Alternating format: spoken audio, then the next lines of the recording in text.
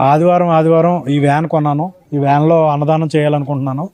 ప్రతి ఆదివారం ఒక 100 మందికి వండి రాజమండ్రి రూరల్లో ఉన్న మొత్తం జనాలు ఎవరు పేదవారో ఎంచి ఇంటింటికి వెళ్ళి ఈ కార్యక్రమాన్ని చేయాలనుకుంటున్నాను.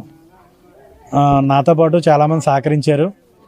నాకు ఈ కార్యక్రమానికి జరగడానికి చాలామంది ఫ్రెండ్స్ అందరూ వచ్చి సాయం చేశారు.